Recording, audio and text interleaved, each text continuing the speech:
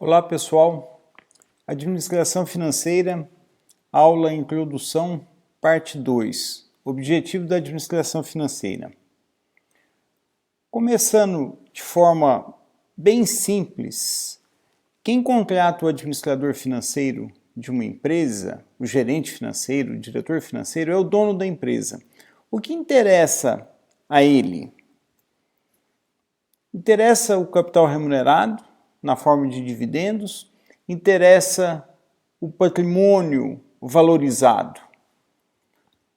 Interessa o aumento da riqueza, que é função tanto dos dividendos como da valorização do seu capital. Não adianta privilegiar um em detrimento do outro. Para trabalharmos esse conceito de valor, eu trago a seguinte afirmação desse economista, Irving Fisher. A renda é derivada de bens de capital, mas o valor da renda não é derivado do valor dos bens de capital. Pelo contrário, o valor do capital é derivado do valor da renda. Deixa eu explicar este conceito com um pequeno exemplo. Imagine o seguinte, você é um empreendedor do ramo de lanches. Você tem um empreendimento, instala carrinhos de lanche, casinhas de lanche. E você foi convidado, você ganhou um terreno numa escola que tem 5.000 alunos para você montar o seu empreendimento. Ou seja, você vai fazer um investimento nessa escola para montar um carrinho de lanches para os alunos dessa escola. E nessa escola com 5.000 alunos, você consegue operar com uma capacidade de 40%. Se você, todo dia, compra matéria-prima, compra pão, compra salsicha, compra mostarda, e no final do dia ou no final da noite, você avalia o que vendeu, reserva o dinheiro para repor estoques de matéria-prima, reserva um dinheiro para manutenção, a sobra você consegue retirar dessa empresa. Essa sobra é o que nós vamos chamar aqui de renda. Ou seja, você opera todo dia, repõe o seu estoque, faz aquela reserva para pagar energia elétrica, para a manutenção do seu capital produtivo, ou seja, para a manutenção do seu investimento. O que sobrar, você pode retirar dessa empresa, pode retirar do seu empreendimento. O que nós estamos chamando aqui de renda 1. É o conceito de fluxo de caixa que você pode retirar, que vira renda para você, dono desse empreendimento. E aí você tem sucessivamente a renda do primeiro dia, a renda do segundo, a renda do terceiro e assim em diante. Bem-sucedido nesta escola, uma escola maior com 20.000 alunos, lhe convida para montar o mesmo investimento. Você faz o mesmo investimento, financeiramente você investiu a mesma quantia, porém esta escola B, que tem 20.000 alunos, você consegue operar com uma capacidade maior, de 90%. Por isso você vai conseguir vender muito mais lanches do que na escola A. E você mantém os dois investimentos. Porém, como aqui a operação é maior, você consegue uma renda maior, um fluxo de renda maior. Veja só, o investimento A igual ao investimento B, ou seja, você investiu a mesma coisa nos dois empreendimentos. No entanto, a renda de B é bem maior que a renda de A. O que você consegue extrair do empreendimento B é muito mais do que você consegue extrair do empreendimento A. E aí nós começamos a pensar na questão de custo do investimento, quanto você investiu e qual é o valor desse investimento. Pense que você vai colocar à venda estes dois empreendimentos. Qual você acha que teria uma demanda maior, que um investidor gostaria de comprar, ou que o investidor estaria disposto a pagar mais? Logicamente, o investidor está disposto a pagar mais por este investimento. Por quê? Porque aqui você opera com uma capacidade maior, aqui ele te gera mais renda. E aí nós conseguimos pensar o seguinte, os investimentos forem iguais, qual vale mais? Olha, o investimento é igual, mas o valor depende da renda. Se este investimento gera mais renda, ele vale mais. Por quê? Porque quem está fazendo o investimento está olhando o quê? A renda que aquele investimento vai gerar. Quanto mais renda, maior o valor. E aí nós temos essa diferença importante em finanças, que é quanto você investe e quanto esse investimento vale.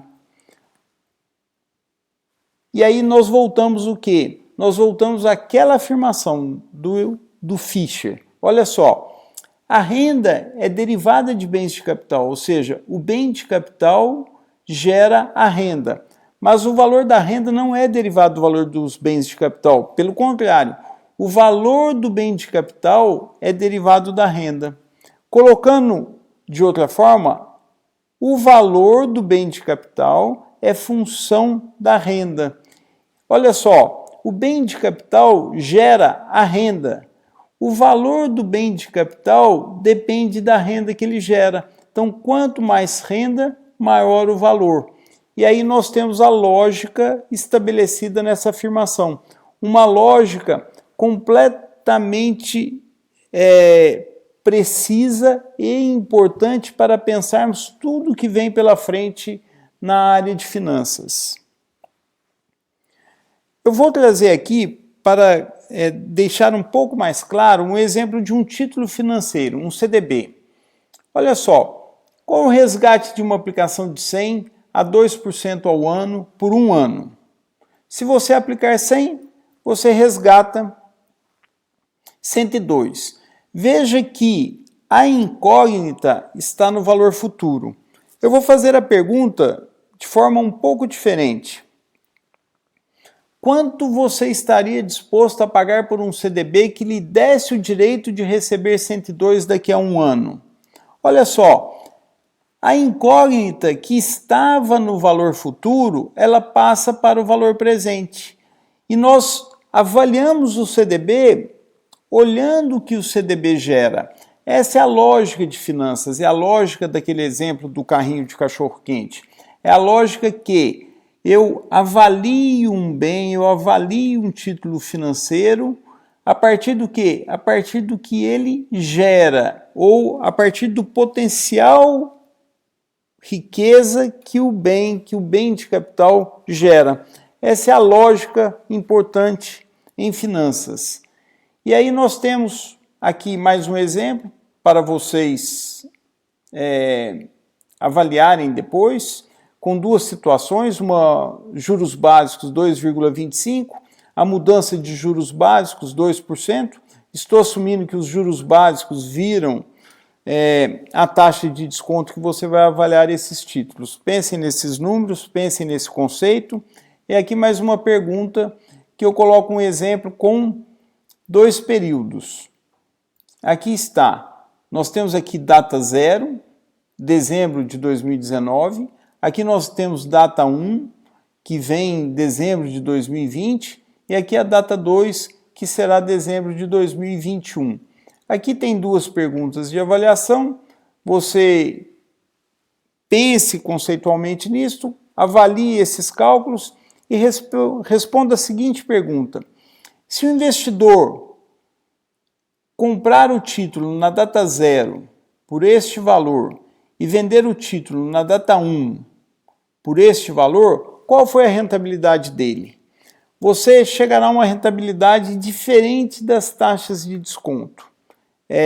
Avalie por que isso aconteceu e responda adicionalmente. O que acontecerá do ponto de vista de rentabilidade da data 1 até a data 2, daqui a um determinado período, e o que acontecerá no final das contas? Se ele começa na data 0, analisando a data 1 e chegando à data 2. Bom, e uma empresa? Uma empresa, nós podemos ver da seguinte forma. Nós temos aqui as decisões de investimentos, nós temos as decisões de financiamentos. Aqui estão os projetos de investimentos de uma empresa. Esses projetos geram fluxo de caixa. Aqui estão os financiamentos de uma empresa. Esses financiamentos determinam o custo de capital, que será a taxa de desconto. Olha só, o projeto gera o fluxo de caixa e o financiamento gera a taxa de desconto. Aqui nós temos o quê? Um projeto de investimento. Ele tem a receita, ele tem custos, as despesas, tem a questão de crescimento ao longo do ano, a produtividade, uma série de fatores. E esta operação traz o quê? Traz riscos. E os fornecedores de capital, o investidor, o acionista, o dono da empresa, ele vai determinar essa taxa de desconto, ele vai determinar esse custo de capital. Ele vai determinar olhando basicamente o quê? A primeira informação que ele olha é o potencial de geração de fluxo de caixa desse projeto e o risco implícito que esse projeto traz. E aí nós começamos com um segundo conceito muito importante em finanças. Quando o dono da empresa, o acionista, o fornecedor de capital está olhando um projeto, o que ele quer? Ele quer a remuneração em função desse risco. E que remuneração é essa? É a remuneração que ele teria em outras oportunidades. Oportunidades no mercado financeiro em aplicações de risco equivalente. Então, olha só, ele analisa esse projeto tem um potencial de geração de fluxo de caixa, há um risco envolvido. Esse risco é base para quê? Para ele olhar o quê? Quanto que oportunidades alternativas ao investimento que ele está fazendo aqui lhe remuneram em riscos semelhantes a este aqui. Isso dá o quê? O conceito básico para determinar o quê? A taxa de desconto. Então, aquele fluxo de renda que vai ser descontado para chegarmos no valor do bem de capital, está aqui desenhado como chegamos a ele.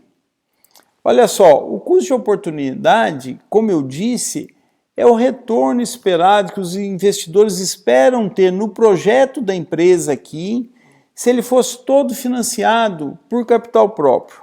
Olhando o quê? Olhando alternativas que ele tem de mesmo risco. Esse custo de oportunidade do capital depende apenas do risco do negócio, do risco do projeto, do risco que está aqui, olha. Que é o quê? É um ponto de referência inicial para se avaliar. Aqui está o resumo. A empresa com as suas decisões de investimento que geram fluxo de caixa, as suas decisões de financiamento que determinam a taxa de desconto, e nós podemos voltar ao objetivo da administração financeira. Esse investidor, do ponto de vista financeiro, ele quer o quê? Ele quer valor, ele quer o crescimento da sua riqueza, ele quer a maximização do valor atual da empresa, ele quer a maximização da sua riqueza. Entre maximizar o valor da empresa e maximizar a riqueza do acionista, que estaria aqui representado no PL, há que se fazer assunções sobre o quê? Sobre o VPL, o valor das dívidas, o que nós faremos posteriormente no curso. Bom, nós temos aqui outras formas de expressar esse objetivo, que seria maximizar o valor corrente das ações existentes ou maximizar o valor do patrimônio dos proprietários atuais. Com isso, nós terminamos a parte 2, objetivo da administração financeira, e teremos na próxima parte uma discussão contemporânea sobre este objetivo de maximizar valor e propósitos que uma empresa poderia ter. Até o próximo vídeo, até a próxima parte.